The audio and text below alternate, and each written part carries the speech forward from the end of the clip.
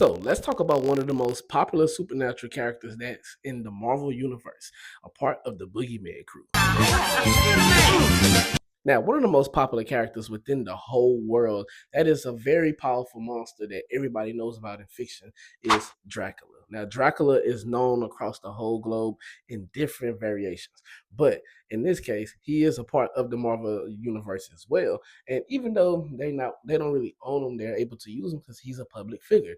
But he is a part of the Marvel universe, and he has faced off with some of your most powerful superheroes. We top flight security of the world, Craig. Shit, not just the city, the world. One of the most popular characters from the Marvel Universe that he faced off with was Blade. Now, Blade is one of his arch enemies next to Hannibal King. We even have a comic book on where the X-Men had to revive Dracula to help because Dracula was killed by his own son and he was coming after the X-Men. And they really needed help. So the only one that could help them was Dracula.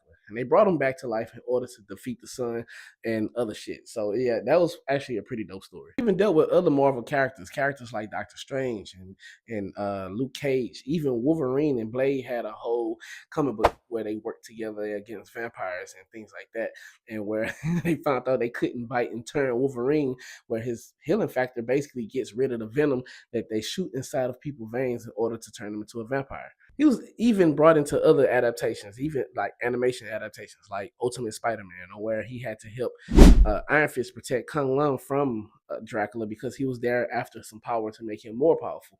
And same show, once again, he was brought into Ultimate Spider-Man, where Spider-Man had to, team up with his group, where him and Luke Cage and White Tiger and Iron Fist and Nova had to really go against Dracula, where they finally met vampires and they met Blade for the very first time, where they found out it was a whole underworld within the city and that it was way more threats out there than just supervillains. Well, hopefully we get a chance to actually get Dracula in a live action once again. Instead of like Blade Trinity, hopefully he shows up in another Blade project down the line, or possibly What If. But until then, it's your boy Han Solo, and I'll be back with more content. I'm out.